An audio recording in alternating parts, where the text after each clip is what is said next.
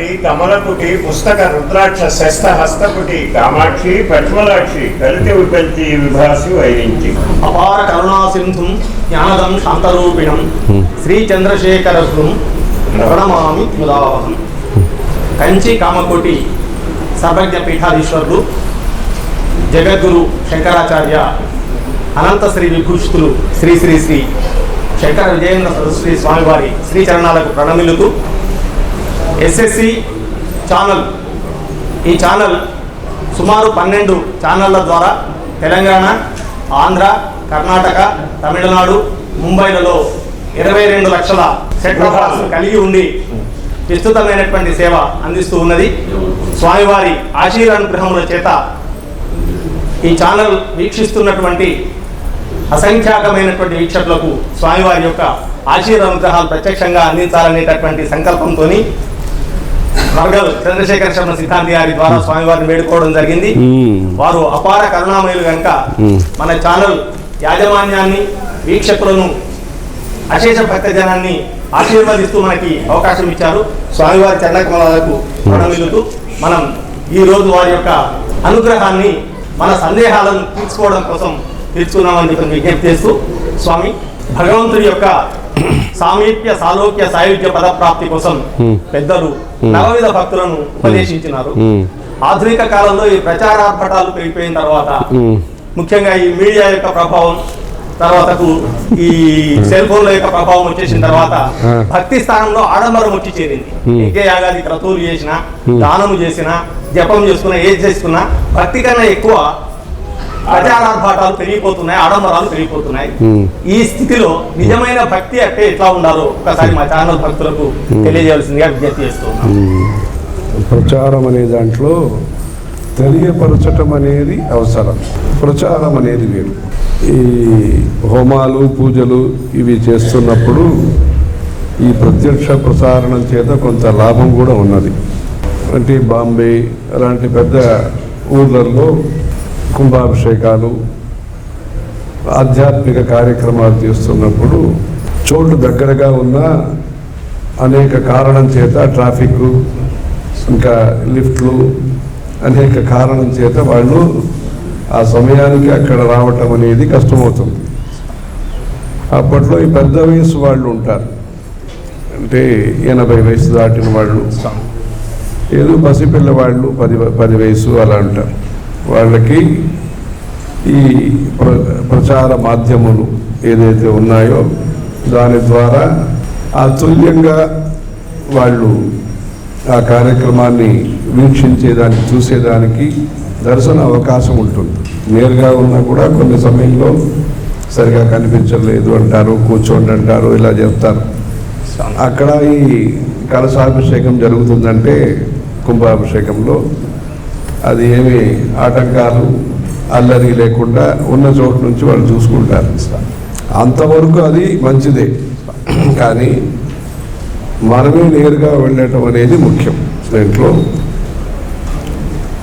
ధర్మానికి ఆచారమే ముఖ్యం, తర్వాత సంచారం, తీర్థయాత్ర చేయటం, విచారం, ఏదైతే ధర్మం ఉన్నదో దాని గురించి చర్చించడం, వేదాంతము, తర్కము, వ్యాకరణము, మీమాంస, సాహిత్యము, అలంకార శాస్త్రం, మంత్రశాస్త్రం, తద్వారా విచారం చేయటం, డిస్కషన్స్ చేయటం.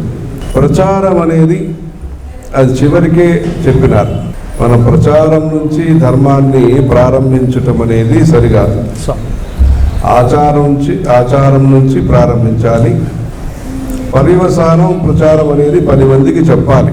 మనం తెలుసుకున్న మంచిది మన వరకే దాచేలా పెట్టుకోకుండా తిరుపతి లడ్డు ప్రసాదం తీసుకొస్తారు, వచ్చి 10 మందికి ఇస్తారు. ఎక్కడో కనకదుర్గ అమ్మవారి గుడి కానీ, ఇక్కడ భద్రకాళి గుడి కానీ వెళ్ళి ఆ కుంకుమార్చన చేసినది తీసుకొస్తారు, అది బంధువులకి, మిత్రులకి ఇస్తారు. అలాంటి ఉద్దేశం ఉండాలి తప్పితే ప్రచారంలో మనమన్ని ముందు చూపించేది అనేది కాదు విషయం. అది ప్రచారం అనేది ఈ రోజుకి కొన్ని స్థలాలకు అవసరం, పరిమితంగా అది ఉండాలి. ఉద్దేశ్యం ప్రచారంగా ఉండకూడదు. ఉద్దేశ్యం ఉద్దేశం అనేది కార్యక్రమంలో ఉండాలి కానీ ప్రచారంలో ఉద్దేశం అనేది ఉండకూడదు. మన ధర్మం అనేది ముందు అధ్యయనం ఉండాలి, అంటే చదువుకోవాలి. చదువుకున్న విషయానికి అర్థం తెలుసుకోవాలి, అర్థం తెలుసుకున్న విషయాన్ని ఆచరించాలి. తరువాత ప్రచారం, అదితి, బోధ, ఆచరణ, ప్రచారణ. కొందరు అనుకునేది ఏమంటే ప్రచారం చేస్తే సరిపోతుందని. ప్రచారం వల్ల స్ఫూర్తి కలగలేదు మన దేశంలో. ప్రచారం అనేది 4వ అది మెట్టు. మొదటి మెట్టు అనేది ఆచారం. వారు చూసి, వ్యక్తిని చూసి ప్రభావితమై తర్వాత సంచారం అని శంకరాచార్యులు పాద సంచారం చేశారనేది ఒకటి. కానీ ఆయన యొక్క మూర్తి స్వరూపాన్ని చూసి ఆకర్షింపబడి వారి యొక్క తపస్సు, వారి యొక్క అనుష్ఠానాలన్నీ చూసి ప్రభావితులై తర్వాత ఆయన గ్రంథాన్ని ఈ రోజుకి మనం చదువుతున్నాం. అంటే ప్రభావితం చేసింది ఆయన యొక్క తపస్సు, ఆయన యొక్క ఉపదేశాలు. తర్వాత ఆయన సంచారం కూడా పనికొచ్చింది. కానీ సంచారం చేతనే లేదు ప్రచారం చేతనే పని అయిపోతుందనేది మన సనాతన ధర్మంలో అది పద్ధతి కాదు. అందుకని మనం ప్రచారం ఎందుకు చేయాలంటే ఆచారం కోసం ప్రచారం చేయాలి. అందరూ సంధ్యావందనం చేయవలసిన వాళ్ళు చేసేదానికి, దీపం వెలిగించే వాళ్ళు దీపం వెలిగించడానికి, ముగ్గులు వేసేదానికి, అలాంటి ప్రేరణ కలిగించేదానికి, స్ఫూర్తి కలిగించేదానికి ఈ రోజుల్లో ఆ కాలంలాగా మనకి గ్రామంలో ధర్మ ప్రచారం చేసేదానికి పెద్ద పండితులు లేరు. ఎవరి దగ్గర వెళ్ళి ఉపదేశం తీసుకునేది, ఎవరి దగ్గర వెళ్ళి మార్గదర్శనం మనం పొందేది అనే దానికి అరుదైపోయింది కనుక ఈ విషయంలో సహకరించడానికి ప్రచార మాధ్యమాలు ఉపయోగిస్తాను. కానీ ప్రచార మాధ్యమాలే ఉపదేశకర్తలుగా అవ్వటం సాధ్యం కాదు. స్వామి పరమాచార్యుల వారి యొక్క సాహిత్యాన్ని అధ్యయనం చేస్తున్నప్పుడు సంఖ్య ముఖ్యం కాదు, చేసేవాడి యొక్క శ్రద్ధ ముఖ్యం అనేటటువంటి ఒక మాట కనిపిస్తుంటుంది. ధర్మం పట్ల శ్రద్ధ ముఖ్యం అనేది కనిపిస్తుంది. నిజమైన యొక్క భక్తుడి యొక్క లక్షణం ఎట్లా ఉండాలి అంటే శివానంద హరిలో చెప్పినట్టుగా భక్తికిల్ నకరోత్యహో వనచరో భక్తావతం సాయతి. అంటే భక్తి అనేది ఆ చివరి మనిషికి కూడా నృణామంత్యజానామపి స్వార్థదానే గుహాదేవమన్యం నజానే నజానే దీక్షితం జడధియామనుగ్రహే దక్షిణాభిముఖమేవ దైవతం దైవతాని కతి సంతి చావనౌ నైవతాని మనసోమతాని మే దీక్షితం జడధియామనుగ్రహే. అంటే 90 మార్కులు తీసిన వాళ్ళకి ప్రోత్సాహన చేయటం అనేది వేరు. 25 మార్కు 30 మార్కులు తీసుకున్న వాళ్ళకి సరిగా పాఠాలు చెప్పి ఇంకా వాళ్ళు 10 మార్కులు తీసుకునేదానికి మనం ప్రయత్నం చేయాలి. అది దక్షిణామూర్తి స్వామి చేస్తారు. దీక్షితం ఇప్పుడు రాష్ట్రానికి 5-6 పీఠాలు, ప్రతి పట్టణంలో కూడాను శంకరాస్వామి వారిని పేరు పెట్టుకొని శంకరాచార్యులు వారి అనే పేరుతోటి స్వామీజీలుగా చలామణి కావటం. మరి ఆదిశంకర్లు పెట్టినటువంటి పంచపీఠాల్లో స్వాములు గారు కాకుండా వీళ్ళందరూ ఎక్కడి నుంచి వచ్చారు? వీళ్ళు అసలు బోధ గురువులా బాధ గురువులా? మాకు అసలు ఇవాళ మిమ్మల్ని తమని ఇంటర్వ్యూ అడిగింది దీనికోసమనే. ఎందుకంటే ప్రతి వాళ్ళు నేను శంకరాచార్యుల వారిని, నాకు పీఠం ఉంది, నేను సీఎంను చేశాను, ప్రైమ్ మినిస్టర్ను చేస్తున్నాను ఒక ఆయన అంటాడు. ఇంకొక ఆయన వచ్చేసి ధర్మాన్ని పరిరక్షణ నేనే చేస్తున్నానని చెప్పి వీళ్ళు ఎవ్వరికి కూడాను సరైనటువంటి ఒక గురువులు కానీ ఒక పద్ధతి కానీ. ఇప్పుడు మన పీఠం ఉందంటే సర్వజ్ఞ పీఠం, ఎంతో మంది మహానుభావుల దగ్గర నుంచి వస్తున్నటువంటి పీఠం పరంపరాగతంగా వచ్చింది. ఇప్పుడు వచ్చిన పీఠాలని అసలు వాటిని మనం గుర్తించడం ఏమిటి? వీళ్ళు అసలు విషయం ఏమిటి స్వామి? ఆదిశంకర్లు శంకర భగవత్పాదుల వారు 5 పీఠాలను స్థాపించి కంచి పీఠానికి వారు స్వయంగా అధిపతి అయి మిగతా వాటికి మాత్రం తమ శిష్యులను నియమించినారు. ఈ కంచి పీఠానికి మాత్రమే సర్వజ్ఞ పీఠంగా గుర్తింపు ఉన్నది. మనం ప్రాచీన కాలం చూస్తే కంచిపీఠం యొక్క ఆమోద ముద్ర వస్తేనే ఆ గ్రంథానికి విశేషమైనటువంటి బహుళమైనటువంటి ఆదరణ అనేటటువంటిది, ప్రామాణికమైన గ్రంథం అనేటటువంటిది. సనాతన ధర్మం మీద అనేకమైనటువంటి విధర్మీయులు దాడి చేసినప్పటికీ కూడా వేల సంవత్సరాల నుంచి నిలదొక్కుని ఉండగలిగింది. వారు అడిగిన ప్రశ్న ద్వారా ఇప్పుడు మనకు వచ్చిన సమస్య ఏమిటంటే మనకు అనేకమైనటువంటి అనుమానాలు, సందేహాలు రేకెత్తే విధంగా జటిలో ముండి రుచిత కేశహాని శంకర భగవత్పాదులు చెప్పినట్టుగా అనేకమైనటువంటి తయారై మన ధర్మం మీద మనకే విశ్వాసం కలగకుండా ఉండే విధంగా విభేదాలు సృష్టిస్తూ ఉన్నటువంటి వారు ఉన్నారు. వీళ్ళను ఎట్లా మనము సమాజం ఎట్లా స్వీకరించాలి, వాళ్ళని ఎట్లా సంస్కరించుకోవాలనేది వారి ప్రశ్నలో ఉన్నటువంటి అంతర్గతమైనటువంటి. అంటే మనం ప్రాచీన పీఠాలు ఏదైతే ఉన్నాయో దాని దగ్గరికి మన సంబంధాన్ని పెంచుకుని అక్కడి సేవా కార్యక్రమంలో మనవులు కూడా భాగస్వాములు చేసుకుని సకారాత్మకమైన అంటే పాజిటివ్ స్టెప్స్ తీసుకోవాలి. అంతేగాని దీంట్లో విరోధం అసూయ అనే మాట ఏం లేదు. శ్రద్ధ విశ్వాసం అనేది దీంట్లో మనకు ఉండవలసిన విషయం. అందుకని ఇప్పుడు భక్తి అని మీరు అడిగారు, అలా శివానంద లహరిలో చెప్పినట్టుగా ఆ సాలోక్యం, సామీప్యం, సాయుధ్యం అలాంటి ఆయన భక్తి ప్రక్రియ గురించి శివానంద లహరిలో విస్తృతంగా శంకరాచార్యులు చెప్పడం జరిగింది. అంటే అనేక విధ భక్తులు కూడా అక్కడ ప్రతిపాదించినారు. ప్రేమ భక్తి, ఇంకా నిందాస్తుతి, ఇలా అనేక విషయాలు ఆయన చెప్పారు. అలా శివానంద లహరిని ఆదర్శంగా పెట్టుకొని భక్తి తత్వాన్ని మనం నేర్చుకోవాలి. ముఖ్యంగా చాలా అంశాలు వివాదాస్పదం అవుతున్నాయి. సనాతన ధర్మానికి సంబంధించినటువంటి విషయాలు ఇటీవలి కాలంలో మనం చూసినట్లయితే ఆంజనేయ స్వామి ఎక్కడ పుట్టాడు, అంజనాద్రిలో పుట్టారని కోరు, కర్ణాటకలో పుట్టారని కోరు, ఈకోదేలో పుట్టారని కోరు. ఆయన చిరంజీవి అయినటువంటి ఆంజనేయ స్వామికి ఆయన జన్మస్థలాన్ని వివాదాస్పదం చేస్తున్నారు స్వామి. తద్వారా ఏంటంటే సమాజంలో అనేకమైనటువంటి సందేహాలు చెలరేగి కొంత సందిగ్ధత ఏర్పడేటటువంటి అవకాశం ఉంది, ప్రభావం పడే అవకాశం ఉంది. దీన్ని నిలువరించడానికి ఏమి చేయగలుగుతాం, సమాజం ఏం చేయాలి, గురువులు ఏమి ఆదేశించాలి, ఎట్లా ఉండాలనేటటువంటిది. అంటే తిరుమల తిరుపతి దేవస్థానం వారే ఆ రకంగా మాట్లాడటం అంటే అది చాలా శోచనీయం అనిపిస్తూ ఉన్నది. ఇంట్లో సంస్థాపరంగా మనం ఇంకా చాలా మంచి ఏర్పాట్లు చేసుకోవాలి. మన విద్యా సంస్థ అంటే గురుకుల విద్య, ఇప్పుడు వరగల్లో వేద పాఠశాల, స్మార్త పాఠశాల ఇవన్నీ పెట్టారు. అలాంటి సంస్థల యొక్క సంఖ్యని పెంచాలి మనం. విద్యార్థుల సంఖ్య అంటే వేద శాస్త్రంలో ఉచ్చ శిక్ష, హైయర్ ఎడ్యుకేషన్ అంటే ధర్మ ప్రచారం చేసే వాళ్ళని తయారు చేయాలి. వాళ్ళు ధర్మ ప్రచారం అంటే ఏదో 10 మాటలు చదువుకుని చెప్పేది కాదు. అంటే ధర్మాన్ని ఆచరించి 10 సంవత్సరాలు 15 సంవత్సరాలు వాళ్ళు చదువుకుని జపం తపం చేసి ఆవాప ఉద్వాపం తెలుసుకుని అలా పరిపక్వతతో కలిగిన పండితుల్ని మనం తయారు చేసి తద్వారా అక్కడక్కడ ధర్మ ప్రచారం చేయించాలి.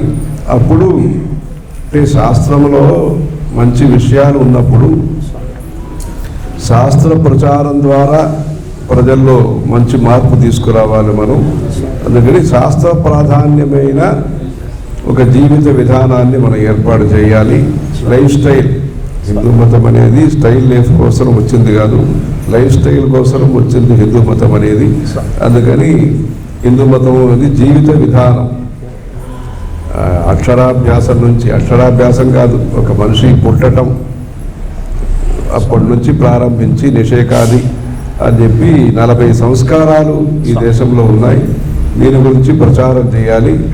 ప్రాచీన ఆధ్యాత్మిక విద్యా కేంద్రంని మనం ప్రతి రాష్ట్రంలో ప్రతి జిల్లా స్థాయిలో శంకర మఠాలు కట్టాలి. ఇప్పుడు గుడిలు కట్టేసినాము, మనం ఇప్పుడు కట్టాల్సింది శంకర మఠం కట్టి అక్కడ వేదశాస్త్ర ప్రచారం, ఉపనిషత్ ప్రచారం ప్రజల యొక్క అందుబాటులో ఉండాలి. ప్రజల వద్దకు ధర్మం, ప్రజల వద్దకు పాలన అంటారు, ప్రజల వద్దకు ధర్మాన్ని మనం తీసుకుపోయి వాళ్ళకి పుట్టినరోజు ఎలా చేయాలి అంటే దీపంని ఆపేది కాదు పుట్టినరోజు అనేది, దీపం వెలిగించడం పుట్టినరోజు. అలా కింద నుంచి మనం పనిచేయాలి. కింద నుంచి పనిచేస్తే అప్పుడు అంటే అవసరం దానికి ఉన్నది, దానికి మనం అలా పనిచేయాలి.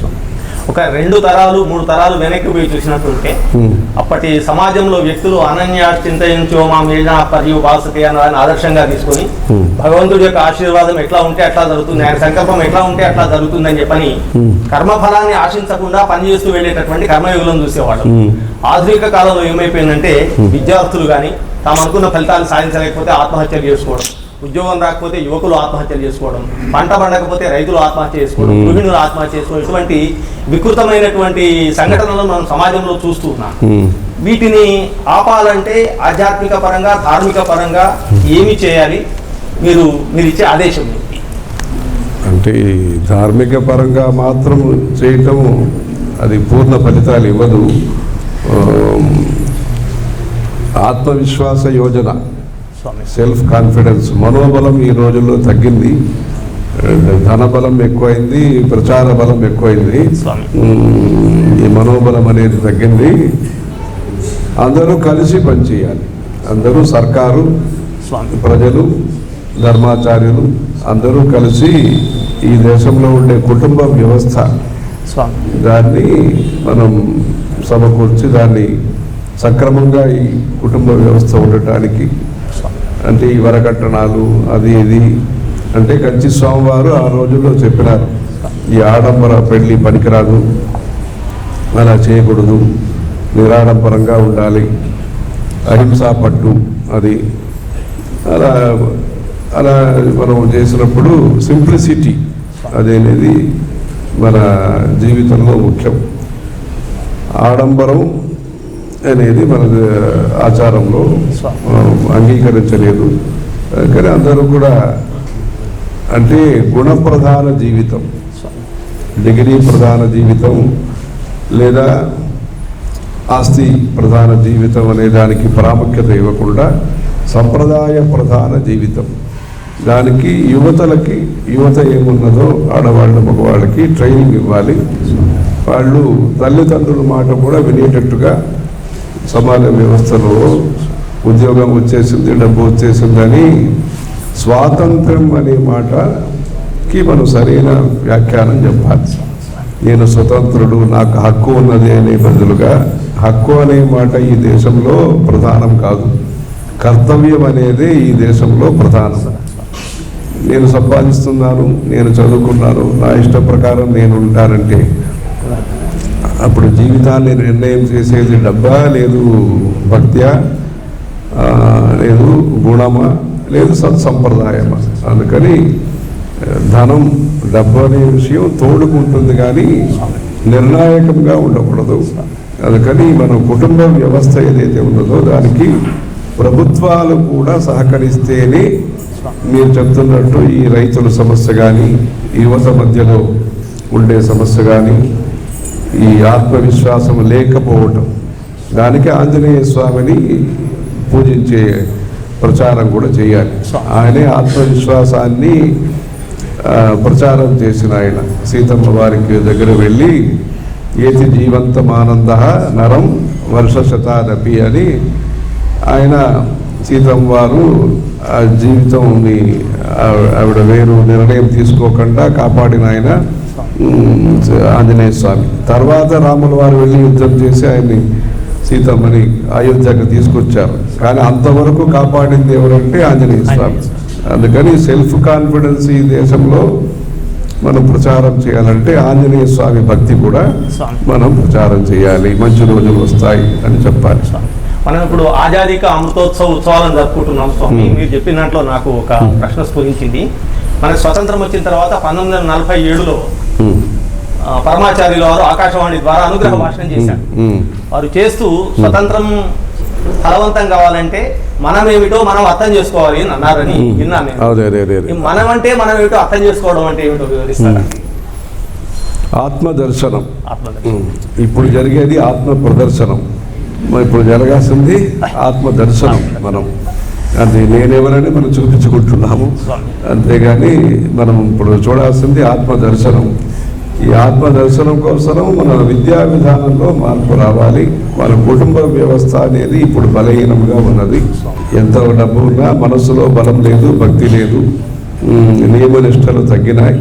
అంటే క్వాలిటీ, అన్నిట్లో క్వాలిటీ గురించి మాట్లాడుతున్నాం. మానవ జీవితంలో క్వాలిటీ గురించి మనం ఆలోచించవలసిన సమయం ఇది. పదార్థంలో క్వాలిటీ అంటారు, ఈ పండులో క్వాలిటీ అంటారు, బంగారంలో క్వాలిటీ అంటారు, చదువుల్లో క్వాలిటీ అంటారు. ఈ క్వాలిటీ అన్ని మనిషిలో రావాల్సిన క్వాలిటీ కోసం మనం ఇప్పుడు పనిచేయాలి. అప్పుడే క్వాలిటీ ఉంటేనే ఈ క్వాలిటీ గురించి మాట్లాడటం సాధ్యమవుతుంది. అందుకని క్వాలిటీ కోసము వారు చెప్పింది స్వతంత్రం అనేది వచ్చింది. ఏవం ప్రవర్తితం చక్రం నానువర్తయతి హయః, ఏవం ప్రవర్తితం చక్రం నా అనువర్తయతి హయః, అఘాయురింద్రియారామః మోఘం పార్థ సజీవతి. అంటే వారి వారి జీవితంలో ధర్మం అనే దాన్ని ప్రధానంగా పెట్టుకోకపోతే వారు బతికి లాభం లేదు, అంటే వారి వల్ల లోకానికి ప్రయోజనం లేదు. అందుకని ధర్మచక్రం అనేది ముఖ్యం. ఆ ధర్మచక్రం అంటే ధర్మం అనేది వ్యాపకమైనది. ఎలా విష్ణు అనే శబ్దానికి వ్యాపకుడు అని అర్థము, విశ్వం విష్ణు అనేటప్పుడు. అలా ధర్మం అనేది మన దేశంలో ఏదో వచ్చి హుండీలో డబ్బు వేయటం మాత్రమే ధర్మం, ఏదో హారతి ఇవ్వటం మాత్రమే ధర్మము, ఏదో ప్రదక్షిణాలు చేయటం మాత్రమే ధర్మము అనేది కాదు. ధర్మం అనేది ప్రతి అడుగు పెడుతున్నప్పుడు కూడా ధర్మం అనేది ఉన్నది. ఈ అడుగు పెట్టేది కూడా మన యొక్క అనుకూలమైన చోట్ల ఎలా అడుగు పెట్టాలి, మన శత్రుస్థానంలో ఇలా అడుగు పెట్టాలి, ఇవన్నీ కూడా ఉన్నాయి. అంటే ప్రతి క్షణంలో కూడా ధర్మ సంబంధం ఉండేటట్టుగా మనం ప్రచారం చేస్తూ ఈ ధర్మమే ఈ దేశాన్ని కాపాడుతుంది. ఈ ధర్మంలో ఈ దేశంలో అనేక భాషలు, అనేక సంప్రదాయాలు, అనేక ప్రేమ విరోధాలు ఇవన్నీ ఉన్నప్పటికీ కూడా ప్రజలందరూ కూడా కలిసి ఉన్నారంటే పరోపకార పుణ్యాయ పాపాయ పరపీడనం అనే వ్యాస మహర్షి యొక్క ఉపదేశాన్ని గౌరవిస్తాం. అంటే మనం ఉపకారం చేసి పుణ్యం సంపాదించాలి, అపకారం చేసి పాపం దోషం మనకు సంభవించకూడదనే దృఢ విశ్వాసం ఈ దేశంలో ఉన్నది. అది అందరి మధ్యలో ఉన్నది, అంటే రైతుల మధ్యలో ఉన్నది, పనిచేస్తున్న వాళ్ళ మధ్యలో ఉంది. అందరి మధ్యలో కూడా జీవితం యొక్క లక్ష్యము పుణ్యాన్ని సంపాదించాలి. అది చలివేంద్రం చేసి సంపాదించవచ్చు, మంచి పూలు తీసుకొచ్చి గుడికి ఇచ్చి సంపాదించవచ్చు, వచ్చిన వాళ్ళకి ఆతిథ్యం చేసి సంపాదించవచ్చు. మనకు ఏది సాధ్యం కాకపోయినా ఇంటిలో అందరూ కూడా ప్రతినిత్యం లోకా సమస్త సుఖినో భవంతు అని ప్రార్థన చేసి మనం పుణ్యం సంపాదించవచ్చు. మనసా వాచా కర్మణ మంచిది చేయటం అనేది పుణ్యం. అది శాస్త్ర సమ్మతమైన విషయంగా ఉండాలి. నాకు తోచిందని మనం అలా చేయకూడదు. అది వేదము శాస్త్రము అంగీకరించిన విధానంలో మనం మంచి కార్యక్రమాలు చేయాలి. అది నిర్ణయాలు మనం తీసుకోకూడదు. ఇది మంచిది చెడ్డది అనేది అన్నీ కూడా వేదం చెప్పినదా, వేదంకి విరుద్ధం లేదా అని వేద బాహ్యంగా మన ఆచరణ ఉండకూడదు. వేద సమ్మతంగా మన ఆచరణలో ఉండాలి. ఆ వేదం అనేది తల్లిదండ్రి ఎలా ప్రేమగా ఉంటారో అలా మన విషయంలో ప్రేమగా ఉంటుందని శంకరాచార్యులు చెప్తున్నారు. మాతృ పితృ సహస్రేభ్యోపి హితైషిణ వేదేన అని అబ్జెక్టివ్ విశేషణం, వేదానికి విశేషణం ఆయన చెప్తున్నప్పుడు ఎలాంటిది వేదం అంటే మాతృ పితృ సహస్రేభ్యోపి హితైషిణ, 1000 తల్లిదండ్రుల కన్నా అంత ప్రేమ చూపిస్తుంది మానవ జీవితం యొక్క ఉద్ధారానికి అని చెప్తున్నారు. అదే వేదం ఏం చెప్తుంది? మాతృదేవో భవ పితృదేవో భవ. ఈ ఉపనయనం ఇవి కార్యక్రమాలు చేస్తున్నప్పుడు ఆ భిక్షాచరణం అనేది ముందు నమస్కారం అనేది తల్లికే చేస్తారు. అలా జీవిత విధానాన్ని నేర్పేది హిందూ మతం. అందుకని ఆ జీవితం నుంచి మనం దూరంగా పెట్టి ఏదో కోరికల కోసమే గుడికి వెళ్ళటం, కామ్య ప్రయోజనాని కోసం పెళ్లి కావాలి, ఏదో ఉద్యోగంలో ఇంకా పరిస్థితి రావాలి అని కోరికల కోసమే వెళ్ళేదనే బదులుగా దేవతా దర్శనం మనం చేయాలి, దేవతా పారాయణం మనం చేయాలి అని కర్తవ్యంగా నిత్య కర్మానుష్ఠానం అనే పద్ధతి పెరగాలి. అప్పుడు ఈ ప్రాయశ్చిత్త పరిహారం అనే దృష్టితో మనం వెళ్ళే స్థితి మారి నిత్యము శ్రేయాను స్వధర్మో వ్యూఢ పరధర్మ స్వనుష్ఠితాత్ అని చెప్పి స్వధర్మానుష్ఠానం కింద మనం ప్రచారం అన్ని చేస్తూ ఈ ధర్మాన్ని పరిపాలించాలి. ఈ ధర్మమే మన దేశం యొక్క ఐక్యతకు కారణం, ప్రేమ సౌహార్దానికి ఈ ధర్మ ప్రచారమే కారణం. అందుకని దేశానికి స్వతంత్రమని వచ్చినా ఆ స్వతంత్రాన్ని మనం సిద్ధం చేసుకోవాలంటే దాన్ని మనం శాశ్వతంగా స్వతంత్ర దేశంగా ఉండాలంటే అన్ని రంగంలో కూడా భారతీయ విచారధారని మనం పాటించాలనేది స్వామివారి యొక్క సందేశం యొక్క తాత్పర్యం. అందుకని ధర్మచక్రం ఈ దేశంలో అనుసృతంగా పరంపరగా మనం చేస్తున్న సత్సంప్రదాయాలు పెద్ద భవనాల్లో చేస్తానది మాత్రం కాదు. ఎక్కడో ఇటుక రాయి పెట్టి పసుపు పూసి కుంకుమ పెట్టి పూజలు చేస్తారు. మన దేశంలో వేప చెట్టుకి పూజలు చేస్తారు, రావి చెట్టుకి ప్రదక్షిణాలు చేస్తారు సోమవారం అమావాస్యలు. అందుకని హిందూ మతం అనేది సర్వవ్యాపకం. ఈ సర్వవ్యాపకమైన హిందూ మతాన్ని పరిరక్షిస్తే ఈ రోజుల్లో గ్లోబల్ వార్మింగ్ అంటారు, పర్యావరణ పరిరక్షణ అంటారు, సామాజిక తత్వం అంటారు. సామాజిక తత్వం మన హిందూ మతంలో సనాతన ధర్మంలో లేకపోతే కాశీలో ఎందుకు ఇన్ని సత్రాలు కట్టి ఉంటారు, శ్రీశైలంలో ఎందుకు ఇన్ని సత్రాలు కట్టారు, పుణ్యక్షేత్రంలో అనేక పుణ్యక్షేత్రంలో వేములవాడ అన్ని చోట్ల కూడా సత్రాలు కట్టారంటే రామేశ్వరంలో పాదయాత్ర చేస్తున్న వాళ్ళకి సహాయ సహకారం చేయాలి అనేది, దానం అనేది ఈ దేశంలో స్వాభావికంగా కలిగిన ఒక మంచి ఆచరణ. అందుకని ఈ ధర్మ చక్రాన్ని మనం సరిగా కాపాడాలి అనేది కంచి మహాస్వామి వారి స్వతంత్రతా దివస సందేశం యొక్క తాత్పర్యం. ప్రజ్ఞానం బ్రహ్మ, అహం బ్రహ్మాస్మి, తత్వమసి, అయమాత్మ బ్రహ్మ ఇత్యాది వాక్యాల విచారణ చేసేవాళ్ళు వేదేషు శాస్త్రేషు వివేక దీపే అని చెప్పిన దాంట్లో అది సూచకాత్మద జ్ఞాన చితిస్తత్వ లక్ష్యార్థ చిదేక రసరూపిణి ఇత్యాది వాక్యాలను చిత్తనేసేటటువంటి ముముక్షువులు తాభ్యాం వినా నాణ్యత రేణ సిద్ధ్యతి అని వ్యాఖ్యానం చేసేవాడు అతి స్వల్పంగా ఉంటాడు. మిగతా జనబాహుళ్యంలో ఈ చింతన తక్కువగా ఉంటుంది, సంస్కారం కూడా తక్కువ. కొంచెము అంటే ఈ చాతుర్వర్ణ్య వ్యవస్థలో బ్రాహ్మణాది వర్గాల్లో కొంచెం ఉన్నా కూడా మిగతా వర్గాల్లో తక్కువగా ఉంటుంది. మిగతా వర్గాన్ని మొత్తము ప్రభావితం చేయాలి అంటే ఇప్పుడు మీరు చెప్పినట్టుగా మొత్తం ఈ సమాజాన్ని అంతా ఏకత్రితం చేసి ఒకే వైపుగా నడిపించాలి అంటే ప్రస్తుత సమాజంలో తత్కాలీన సమయంలో జరగవలసినటువంటి కృషి ఏమున్నది, ప్రభుత్వాల పరంగా ఏం జరగాలి, పీఠాల పరంగా ఏం జరగాలి, సమాజం పరంగా ఏం జరగాలి, ఈ ఆర్షధర్మాన్ని విశ్వసించి నమ్ముతూ ఉన్నటువంటి బ్రాహ్మణాది వర్గాల వల్ల ఏం జరగాలనేది ఒకసారి చెప్పవలసింది. అంటే ప్రభుత్వము వాళ్ళు అన్ని నమ్మకం వాళ్ళకి సమానంగా వాళ్ళ వ్యవహారాలు ఉన్నా భారతదేశం కానీ ఒక వ్యక్తిత్వం ఉంది, దాన్ని వీళ్ళు కాపాడాలి. భారతదేశంలో ఉండే కుటుంబ వ్యవస్థ, తల్లి తండ్రి కొడుకు ఆ మర్యాద, నమ్మకం, గౌరవించటం, దానికి హాని కలిగించే చర్యల్ని ప్రభుత్వాలు చేయకూడదు. ఏ కులానికి చెందిన వాళ్ళైనా కుటుంబ వ్యవస్థ అనేది ఒకటి ఉంటుంది, ప్రకృతి అనేది ఉంది, సృష్టిలో ఆడవాళ్ళు మగవాళ్ళు అని ఉన్నది. అలాంటి విషయాల్ని వాళ్ళు సక్రమమైన రీతిలో వాళ్ళు చూడాలి. గవర్నమెంట్ అంటే అది ఏదో ట్యాక్స్ కలెక్ట్ చేయటం, ఏదో వాళ్ళ లౌకికమైన పనులు చేయటం అనేది కాదు. సామాన్య ధర్మమేనా వీళ్ళు పాటించాలి. ప్రభుత్వం వాళ్ళు అంటే పాత రోజుల్లో ధర్మం అనేది రెండు, సామాన్య ధర్మం, విశేష ధర్మం.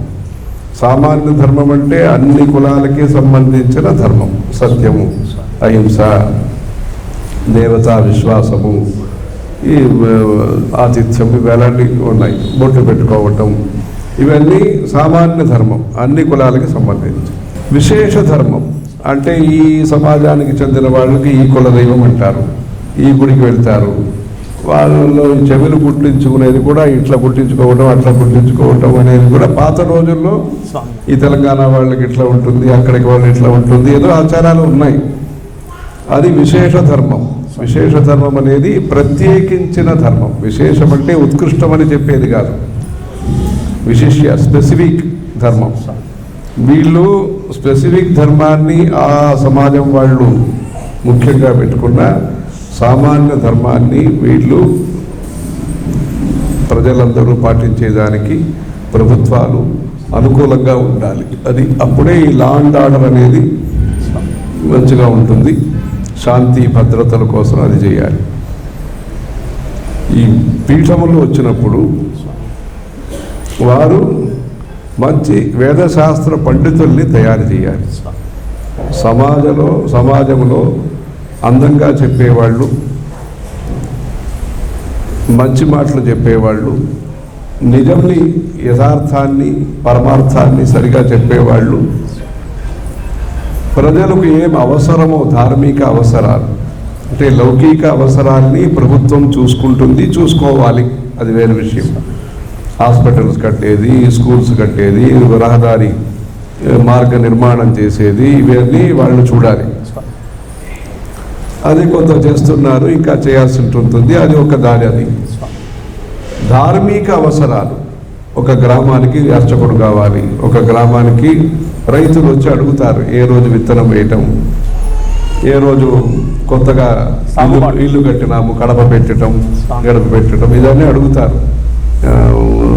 ఆవులు దూడకన్నది కమల పిల్లలు, అది దూడలు శాంతి చేయాలా అడుగుతారు. వారికి ధర్మ సందేహాలు ఉన్నాయి.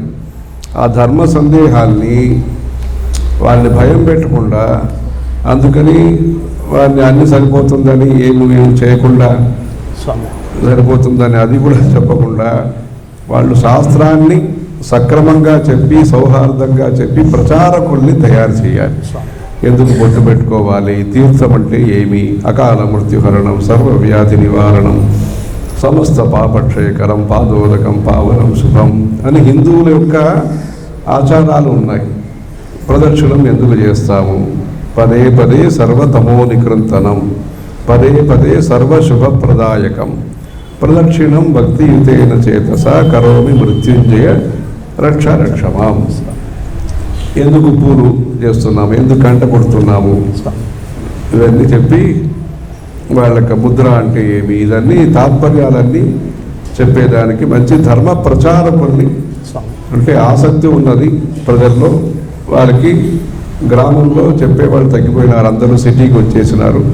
అక్కడ గుడిలు ఉన్నాయి కానీ గుడిని నడిపించే వాళ్ళు లేదు.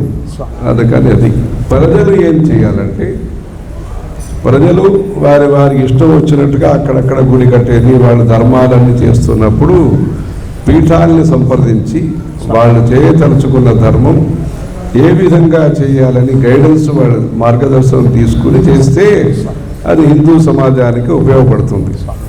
నాకు ఇష్టం వచ్చింది, నా డబ్బు కదా అని చెప్పి వారి ఇష్టం వచ్చినప్పుడు గుళ్ళు కట్టేసి, లేదు వేరేదో చేసేసి తర్వాత ఆ గుడి మాకు అప్పగిస్తాము, లేదు అర్చకులు లేదండి, అర్చకులు లేదు మనకి పూజలు చేసేదానికి సరైన వాళ్ళు లేదు, ఇలాంటి చెప్తూ ఉంటే, అందుకని ధర్మం చేస్తున్న వాళ్ళు వారు ఏ ధర్మం చేయాలి, ఎలాంటి సర్వీస్ చేయాలని పీఠాలతో సంబంధం పెట్టుకుని వాళ్ళ యొక్క సేవను అందిస్తే ఆ ప్రభుత్వము, పీఠాలు, ప్రజలు అందరూ కలిసి భారతీయతని కాపాడటానికి కృషి చేయాలి. మీరు చెప్పినట్టుగా 1996లో జయేంద్ర సరస్వతి స్వామి వారు మీరు ఇక్కడ చాతుర్మాస్యం చేస్తున్నప్పుడు మేము ప్రార్థించాము మిమ్మల్ని సిద్దిపేటకు రమ్మని. అప్పుడు సిద్దిపేటకు వచ్చారు. అక్కడ భోగేశ్వర ఆలయం నిర్మాణం అయింది, స్వామివారు సూచించిన విధంగా పునర్నిర్మాణం అయింది, బాగా జరుగుతుంది స్వామి. అయితే ఇక్కడ ఒక అంశం ఏమిటంటే, ఈ ధర్మానికి దూరంగా పోతూ ఉన్నటువంటి ఒక వర్గం ప్రజలు విదేశీయుల యొక్క ప్రభావం వల్ల సమాజం మీద బాగా పడడం వల్ల, ఇక్కడ కుల మతాలతో సంబంధం లేదు, అన్నిటి మీద వాళ్ళ ప్రభావం పడుతుంది. తాత్కాలికమైన ఆకర్షణ వల్ల విధర్మీయత వైపు మళ్ళీపోతున్నటువంటి వాళ్ళ కోసము, వాళ్ళను ఆపడం కోసం కానీ లేదా మన ధర్మంతో కట్టిపడేయడం కోసం కానీ ఏమైనా మనం కార్యక్రమాలు చేయవచ్చు. ఎందుకంటే పరమాచార్యుల వారు ధర్మ ప్రచారం కోసం నడిచే దేవుడుగా దేశమంతా పర్యటించారు. జయేంద్ర సరస్వతి స్వామి వారు సమాజాన్ని ప్రభావితం చేయడం కోసం సేవా కార్యక్రమాలకు ప్రాధాన్యత ఇచ్చారు. ఇప్పుడు మీరు తమరు 70వ పీఠాధిపతిగా సమాజాన్ని ముందుకు నడిపిస్తూ ధర్మ మార్గంలో నడిపిస్తూ ఉన్నారు. ఇప్పుడు ఈ విధర్మీయుల యొక్క ఈ ధర్మాంతరీకరణను ఆపడం కోసం మనం ఏమైనా చేయగలుగుతాం? అయ్యా క్షమించాలి ఒక మాట, ఇది బయట నుంచి వచ్చిన వాళ్ళు, కానీ మన మతంలో వాళ్ళే మన వాళ్ళే అన్నమాట. మా గురువు గారు 130 సంవత్సరాలు బతికారు, మీ గురువు గారు 32 సంవత్సరాలు బతికారు, లేనిపోని రచ్చలు చేసి ప్రజల్లో మతము అనేటువంటి దాని మీద విశ్వాసాన్ని పోగొడుతూ ఉన్నారు. అటువంటి వాళ్ళకి ఏమన్నా తమ సమాధానం చెప్పాలి స్వామి. అది చాలా అసలు ఏటో చాలా బాధ. మన ఇంటి వాళ్ళు, మన మనుషులు మనల్ని ఇట్లా మాట్లాడుకోవటం ఏంటి అనేటువంటిది అసలు అర్థం కాని పరిస్థితిగా ఉండేది. బయట వాళ్ళంటే ఏదో వచ్చారు, వాళ్ళ మతాన్ని వాళ్ళు చేసుకుంటున్నారు. కానీ మన మతయిస్తులే మీ మతం కాదు, మా మతమే, మా గురువు గారే గురువు గారు, కానీ మీ గురువు గారు మీ గురువు గారు కాదు, ఆయన 30 ఏళ్ళే ఉండిపోయినాడు, మా గురువు గారు 120 ఏళ్ళు బతికాడని చెప్పని అంటున్నారు. అటువంటి వాటిని చెప్పి మన మతాన్ని మనం పాడు చేసుకుంటున్నామని అనిపిస్తుంది. అటువంటి వాటిని ఏమైనా తమరు సమర్థించకుండా వాళ్ళకి సమాధానం చెప్పాలి. పండుకు పైనుంచి పురుగు పడితే మందు కొడతాం, లోపల పురుగు వస్తే ఏం చేయాలి? అదే బాధ అసలు. అంటే పెద్ద గీత వేయాలి.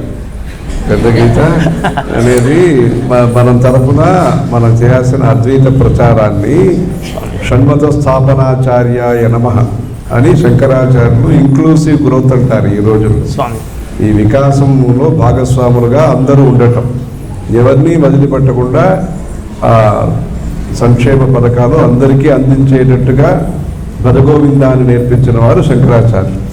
అందుకని శంకరాచార్య తత్వం ఏదైతే ఉన్నదో దాన్ని ఇంకా విస్తృతంగా మనం ప్రజల మధ్యలో తీసుకుపోయి ఏదైనా అపార్థకం చేసుకుని ఉంటే, మిస్అండర్స్టాండింగ్ ఎవరికైనా ఉండి ఉంటే దాన్ని తొలగించడానికి మనం సకారాత్మకంగా మనం కృషి చేసి ఆ అద్వైత తత్వ ప్రచారాన్ని మనం ప్రచారం చేయాలి. దానికి సామాన్య మనుషులు కూడా అద్వైత తత్వం చేతనే ఈ దేశము ఒకటిగా ఉన్నది. సామాన్య ప్రజల నుంచి అందరూ కూడా అద్వైత తత్వాన్ని గౌరవిస్తున్నారు కనుకనే ఈ దేశం అనేది ఒకటిగా ఉన్నది. ఈ దేశం యొక్క సమైక్యతకి ధర్మం కూడా అవసరం అనేది ప్రభుత్వాలు దాన్ని అర్థం చేసుకోవాలి. ఈ డెమోక్రసీ కానీ ఇంకా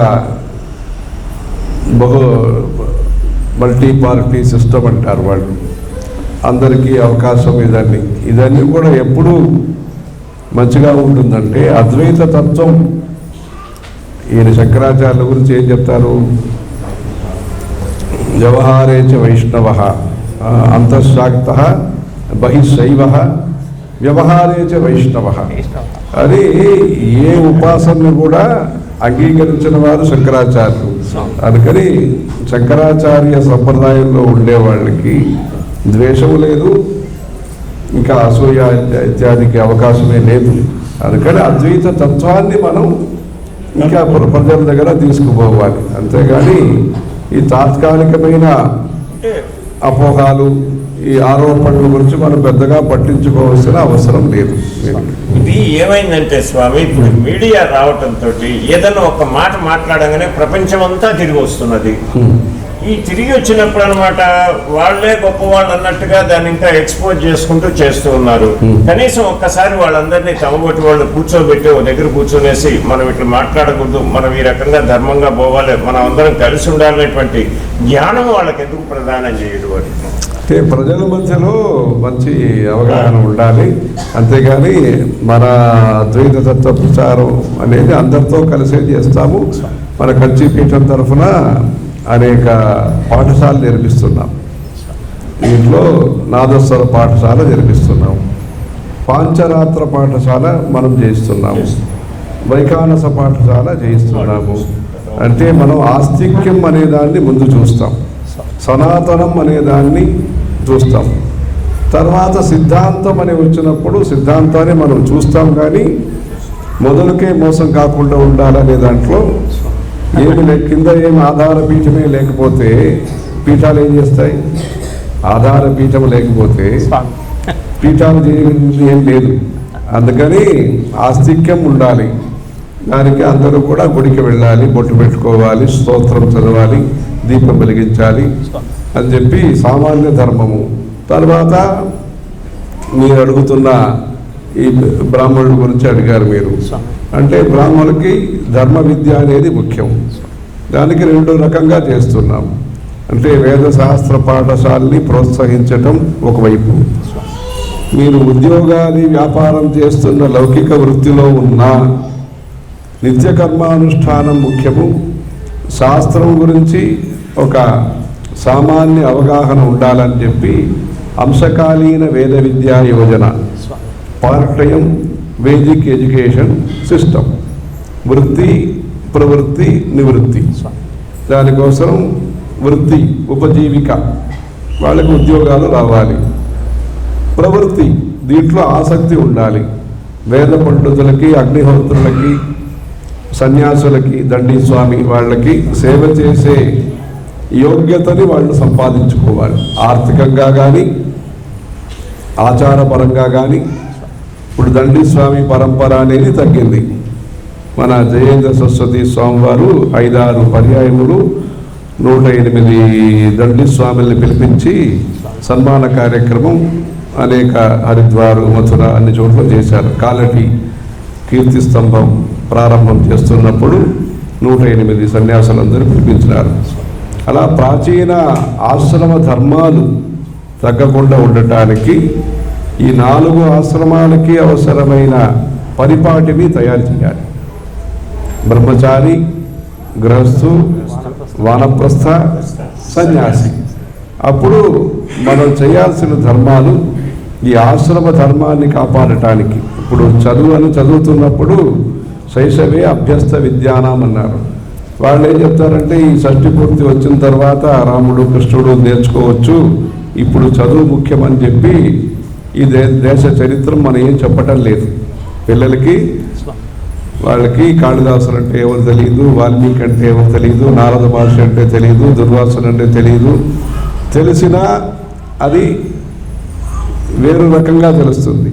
దుర్వాసుడు అంటే కోపము, విశ్వామిత్రుడు అంటే శాపం అలా తెలుస్తుంది. కానీ విశ్వామిత్రుడు అంటే తపస్వి అని తెలియదు, నారద మహర్షి అంటే భక్తి ప్రచారకుడు అని తెలియదు, నారదుడు అంటే కలహం అనుకుంటారు. కానీ వాళ్ళకి సరిగా మనం పురాణ ప్రవచనాల గురించి సరిగా చెప్పడం లేదు. అందుకని ఆశ్రమ ధర్మాన్ని కాపాడుతూ ఉంటే ఇప్పుడు ఈ ప్రచారం గురించి మనం పెద్దగా పట్టించుకోవాల్సిన అవసరం లేదు. అది ఏదో ఒక సభ కోసం చెప్పిన మాటగా మనం స్వీకరించాలి. కానీ మనం అద్వైత తత్వాన్ని ప్రతి గ్రామంలో కూడా ప్రచారం చేసేదానికి మనం ప్రయత్నం చేయాలి. ఎవరిని విరోధంగా చూసేది కానీ నిషేధించటం కానీ శంకరాచార్యుల యొక్క స్వభావం కాదు. ఆయన చెప్తారు, శంకరాచార్యులు వేదాంత పుస్తకంలో ఆయన చెప్తారు, కిం పరపక్ష నిరాకరణేన పరద్వేషకారణేన అంటారు. అంటే ఇంకొక పక్షం గురించి తక్కువగా చెప్పటం మన స్వభావం కాదు. మనం ఏది మంచిది అనుకుంటున్నామో దాన్ని గట్టిగా చేయాలి, ఇంకా శ్రద్ధతో చేయాలి, ఇంకా విపులంగా చేయాలి, ఇంకా విస్తృతంగా మనం చేయాలి. కానీ నెగటివ్ థాట్స్ మనలో ఉండదు, పాజిటివ్ థింకింగే మనలో ఉంటుంది. గడచిన శతాబ్దంలో మన సమాజాన్ని చాలా గరిష్ట స్థాయిలో ప్రభావితం చేసినటువంటి వ్యక్తులు నడిచే దైవంగా పేరు పొందినటువంటి భవాచార్య చంద్రశేఖర సరస్వతి స్వామి వారు, రమణ మహర్షి గారు, వీళ్ళిద్దరు కూడా బాగా ప్రభావితం చేశారని చెప్తారు. స్వతంత్ర పోరాట కాలంలో వినోబా భావే, మహాత్మా గాంధీ లాంటి వాళ్ళు కూడా స్వామివారిని కలిసిన వారు. తర్వాత మత ధర్మాన్ని గుర్తింపు రావడం కోసం స్వామివారి యొక్క తపోదీక్ష కూడా పనిచేసింది అని చెప్పని మనం వింటూ ఉంటాం. రమణ మహర్షి గారు, పరమాచార్యుల వారు కలుసుకున్నటువంటి సంఘటన, వాళ్ళిద్దరి ద్వారా ఈ సమాజానికి కలిగినటువంటిది మీరు గమనించింది ఉంటే, ఎందుకంటే వారు ఉన్నప్పుడే మీరు పాలస్వామి ఆశ్రమ స్వీకారం చేశారు, వారితో చాలా ఉంది కాబట్టి. అంటే ఈ దేశం యొక్క కాన్స్టిట్యూషన్ని వీళ్ళు రాస్తున్నప్పుడు స్వామివారు ఇక్కడి నుంచి కొన్ని ప్రతినిధుల్ని ఢిల్లీకి పంపించి అప్పుడే ముఖ్యస్థులందరినీ కూడా ఈ ప్రతినిధులు కలుసుకొని, పటేల్ గారు, అంబేద్కర్ గారు, వీళ్ళందరినీ కూడా కలుసుకొని ఆ కాన్స్టిట్యూషన్లో డినామినేషన్ అంటే ఈ దేశంలో అనేక సత్సంప్రదాయాలు ఉన్నాయి, దాన్ని కూడా రక్షించాలనే ఆ పదం ఏదైతే ఉన్నదో అది స్వామివారు రాసించిన పదం, దాన్ని వాళ్ళు స్వీకరించినారు. అందుకే ఈరోజు అన్ని ధర్మాలకి అవకాశం కల్పించింది. మీరు ఏమేమి చెప్తున్నారో ఆ ధర్మానికి కూడా అవకాశం కల్పించింది మన కంచి మహాస్వామి వారు. అందుకని శైవం వైష్ణవం అన్నిటికీ కూడా గుర్తింపు ఉండేటట్టుగా చేసింది కంచి మహాస్వామి వారి దీర్ఘ దర్శనం, సమదర్శనం, సమకాల దర్శనం వారిది. అలా చేశారు. పాల్ ప్రింటన్ అని ఒక విదేశీయ భక్తుడు, వెంకట్రమణి అని ఒక పత్రకారులు ఆయన తీసుకొచ్చినారు స్వామివారి దగ్గర. ఆయన కళలో కంచి స్వామివారు కనిపించి ముందు రోజు దర్శనమిచ్చారు. ఆయన చంగల్పట్టు అనే ఊర్లో స్వామివారిని దర్శనం చేసుకున్నారు.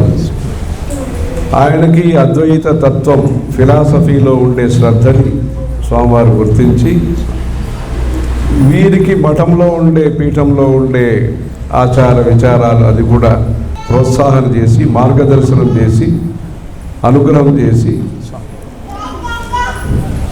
తన సంప్రదాయాన్ని పాటించాలి. జ్ఞానభిక్ష కోరుకుని ఒక విదేశం నుంచి దూర దేశం నుంచి వచ్చిన మనిషి యొక్క ప్రార్థనని అంగీకరించాలి. నహి జ్ఞానేన సదృశం పవిత్రమిహ విద్యతే అని చెప్పి ఆ జ్ఞానంలో ఉండే ఆసక్తిని స్వామివారు అంగీకరించి నాకు తెలిసిన 2 ఉన్నారు. దాంట్లో ఇక్కడ అరుణాచల క్షేత్రంలో ఉండే రమణ మహర్షి గారు మీకు ఈ మార్గదర్శనం ఈ అద్వైత తత్వంలో చేయటానికి ఆయన అంగీకరిస్తారు అని చెప్పి వారి దగ్గర ఈ పాల్ బ్రంటన్ గారిని పంపించినారు. అందుకని అద్వైత తత్వంలో వారిద్దరికీ కూడా మంచి సంబంధాలు ఉండేది. కొంతకాలం స్వామివారు అక్కడ పర్యటన కూడా అరుణాచల క్షేత్రంలో చేశారు. ఆ సందర్భంలో వారు చూసుకున్నట్టుగా మన శిష్యుల ద్వారా మనం తెలుసుకున్న విషయం కూడా అలా ఉంటుంది. కానీ స్వామివారు విశ్వవ్యాప్తంగా ఈ అద్వైత తత్వ ప్రచారానికి రమణ మహర్షి గారి యొక్క మార్గదర్శనాన్ని విదేశీయులు పొందటానికి ప్రోత్సాహన చేసి పరస్పరం వాళ్ళు అప్పుడప్పుడు కలుసుకోలేదు, కానీ తత్వ విచారం అనే విషయంలో ఇద్దరు కూడా పరస్పరం వారు సౌహార్దంతో ఉన్నారు. చివరగా ఒక ప్రశ్న స్వామి, మన కంచిపీఠం ఆధ్వర్యంలో ఆదర్శవంతంగా నడుస్తున్నటువంటి దేవాలయాలు మనకు వర్గల్ సరస్వతి దేవాలయం కానీ అష్టలక్ష్మి దేవాలయం కానీ ఉన్నాయి. ఇటీవలి కాలంలో సిద్దిపేటలో కూడా మఠం కట్టమని చెప్పని మీరు ఆదేశించారని చెప్పని హరీష్ రావు గారు ఆ ప్రయత్నాల్లో ఉన్నారు. తెలంగాణ ప్రాంతంలో ధర్మ వ్యాప్తి కోసం కంచి మఠం ద్వారా మనం చేయబోతున్నటువంటి కార్యక్రమాలు ఇంకా ఏమైనా ఉన్నాయా? ఒకటి. రెండవది ఏంటంటే మా ఛానల్ ద్వారా కూడా భక్తి అనేది ఒక ఛానల్, అచల అనేది ఒక ఛానల్ విడిగా ఉండి భక్తి ధర్మం ప్రచారం చేయడం కోసం పనిచేస్తున్నాయి. మా ఛానల్ను కూడా సంపూర్ణంగా ఒకసారి ఆశీర్వదించి మీ కరుణామయ దృష్టిలను ఒకసారి వీక్షించాల్సిందిగా ప్రార్థిస్తూ ఉన్నాం. ఇక్కడ మనం విస్తరణ ఛానల్ వారికి ఒకసారి ఆశీర్వచనం. అచలం స్మరణాద్ అరుణాచలం అది అని చెప్పి దృఢం భక్త్యా బద్ధ్వా శివ భవదధీనం కురువిభో, అది జ్ఞానరాశి. ఈ వేదశాస్త్ర ప్రచారాన్ని చేయటాని కోసం ఈ ఛానల్ ద్వారా సరైన సనాతన ధర్మ మార్గంలో చేసి సక్రమమైన జీవితానికి మీరు సేవా కార్యక్రమం చేయాలి.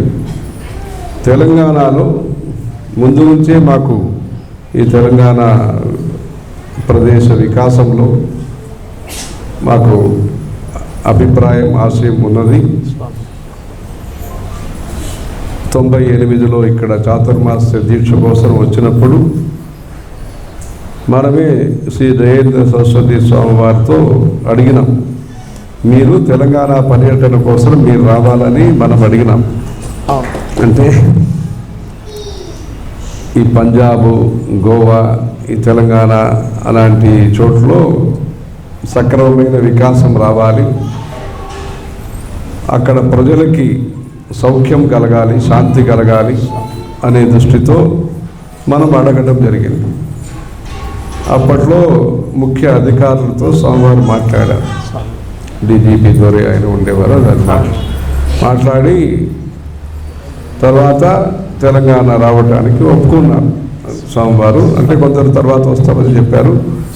స్వామివారు ఒప్పుకున్న. బాలస్వామి ఇట్లా చెప్తున్నారు చేసి అప్పుడు తెలంగాణలో మన ఉద్దేశం అప్పుడు ఏమంటే స్వామివారు ఇక్కడ సంచారం చేస్తే ఇక్కడ మంచి వికాసం వస్తుందనే దృష్టితో అప్పుడు ఈ సిద్దిపేట భోగేశ్వర స్వామి గుడికి రావటం ఉంది. ఇప్పుడు ప్రస్తుత ముఖ్యమంత్రి అప్పుడు రవాణా శాఖ మంత్రిగా అదే అప్పుడు గణపతి స్థపతి గారు చెప్పారు, ఇక్కడ మంత్రిగా ఉన్నారు ఆయన, ఈ జీర్ణోద్ధారణ కార్యక్రమం చేస్తున్నారు, అక్కడికి మీరు రావాలంటే బురదగా ఉండేది, అక్కడ రాయన్ని వేసి ప్రాచీనమైన గుడి అదే అక్కడ వచ్చినాము, బాగా చేశారు. అక్కడ సిద్దిపేట రైస్ మిల్లర్స్ అసోసియేషన్ లో స్వాగతం పెట్టి 69వ పీఠాధిపతి 69 స్వాగత తోరణాలు కట్టి సిద్దిపేటలో విజయ ఊరేగింపు చేసినాం. ఊరేగింపు చేసి అంటే రూట్ కూడా అన్ని మార్చి తీసుకుపోయి అన్ని చేసిన సిద్దిపేటలో కళ్యాణ మంటపం చేసినారు. అది అలా అప్పుడు మనం చెప్పిన మాట రామయ్యది చొక్కా రామయ్య గారు వీళ్ళందరూ వచ్చారు.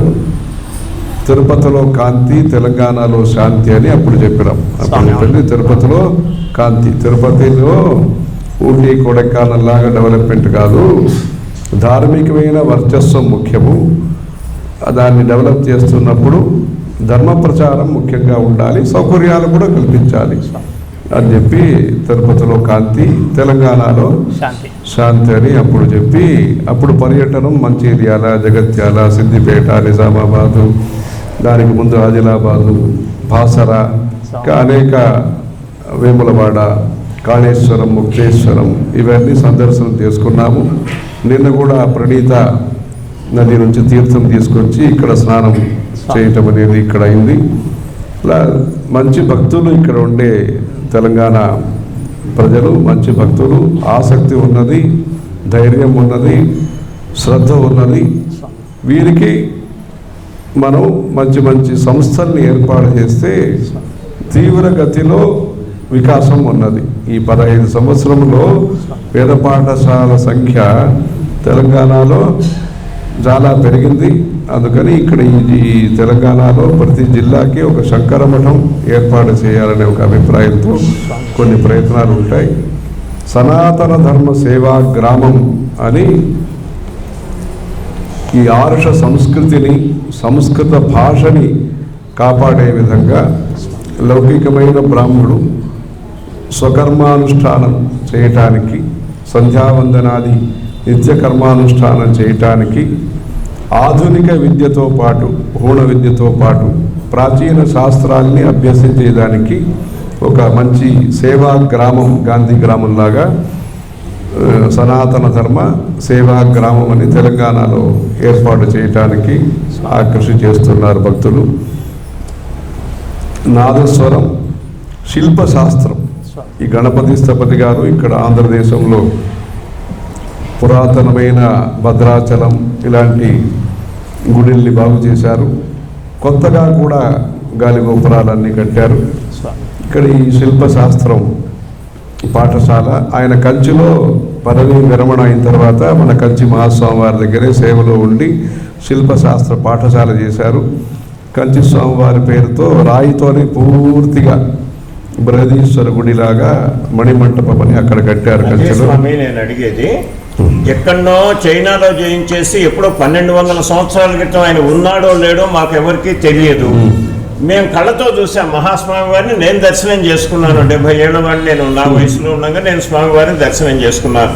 అటువంటి వారికి మీరు చక్కగా మణిమండపం కట్టి గొప్ప సేవ చేశారు, కానీ ప్రపంచానికి తలపి తెలియపరచలేదు స్వామి. అది మీరు ఉన్నారు కదా ఎవరికి తెలియదు. మరి మీరు టీవీలో ఎందుకు చెప్పరు మాకు? వాళ్ళేమో ప్రధానికి ఇదైనా కూడా అనమాట టీవీలో ఫస్ట్ మేమే పోవాలి అక్కడికి, ఛానల్ వాళ్ళు. మరి తమరు కూడా అట్లాగే మాకు దయచేసి అనుగ్రహిస్తే మా ఛానల్లో ప్రతిరోజు ఒక అరగంట పాటు తమరి యొక్క ప్రసంగాలు, తర్వాత మన పీఠం యొక్క విశిష్టత, ముఖ్యంగా మణిమండపం యొక్క విశిష్టత, స్వామివారి యొక్క దర్శనం, అంతేకాదు ఇంకొకటి ఏంటంటే ఇక్కడ మాకు చిత్రపాటి సుబ్రహ్మణ్యం గారు నా చిరకాల మిత్రులు, వాళ్ళ నాన్నగారు కూడా బాగా పరిచయం. అటువంటి వారు ఇక్కడ శంకరపీఠం పెట్టేసి స్వామివారిని కూడా మళ్ళీ ఇక్కడ పెట్టారు. ఇటువంటి బయటకు ఎవరికి తెలియవు. మాకు ఏం జరుగుతున్నది అనేటువంటిది మాకు అసలు ఏం తెలియదు. ఇట్లా ప్రచారం చేసుకున్న వాళ్ళదే 10 మందికి తెలుస్తున్నది, కానీ మీరు ఇక్కడ ఏం చేస్తారో తెలియదు. మరి పక్కన ఆశ్రమం ఉంది, ఆశ్రమంలో ఏం జరిగినా లైవ్ షోలు జరుగుతూ ఉంటాయి. మరి మీరు ఎక్కడున్నారో, తిరుపతిలో ఉన్నారు, హైదరాబాద్లో ఉన్నారు, లేకపోతే మీరు పీఠంలో ఉన్నారో ఎవరికీ తెలియదు. ఎట్లా అది తెలంగాణ మాకు కూడా తెలియపరుస్తుంది. తెలంగాణ వాళ్ళని ముఖ్యంగా చేస్తామని. అందుకని తెలంగాణలో అసలు ఇక్కడ ఇంత ఆశ్రమం ఉందని ఏదో విన్నాను, ఎప్పుడెప్పుడో వచ్చినప్పుడు చిన్నది ఉంది అంతే. ఇప్పుడు మిమ్మల్ని తీసుకొచ్చి ఆతిథ్యం ఇచ్చేటువంటి యొక్క దశకి సుబ్రహ్మణ్యం గారు తెచ్చారంటే రియల్లీ చాలా గొప్పతనం అది. తెలంగాణలో మనకి ప్రచారం లేకుండా పోయింది. మన పీఠానికి ముఖ్యంగా ప్రచారం లేదు. ఇంతకుముందు నడిచే స్వామి ఆయన ఊరు వచ్చారు, ప్రచారం అయింది. ఇప్పుడు మీరు తిరుగుతున్నారు కాదంటల్లా, కానీ ఇప్పుడు ప్రచార మాధ్యమాలు పెరిగిపోయినాయి. మాధ్యమాలకు అనుగుణంగా మీరు కూడా రోజు లైవ్ షోలు ఇవ్వండి, మాకు ప్రసారం చేస్తాం. తెలంగాణలో ధర్మ ప్రచార యాత్ర చేపట్టే అవకాశం ఉంది. తెలంగాణలో ధర్మ ప్రచారం కోసం విస్తృత కార్య ప్రణాళిక తయారు చేస్తున్నాము. అలా గ్రామంలో కూడా వారికి గ్రామ వికాస హోమాలన్నీ ఏర్పాటు చేసి ప్రతి గ్రామంలో కూడా ప్రజల వద్దకు ధర్మం అనే కార్యక్రమాన్ని ఉద్దేశంగా పెట్టుకుని ఇప్పుడు హైదరాబాద్ వచ్చినాము. తర్వాత కొంతకాలం తర్వాత తెలంగాణ రూరల్ ఏరియా కూడా వచ్చే అవకాశం ఉన్నది.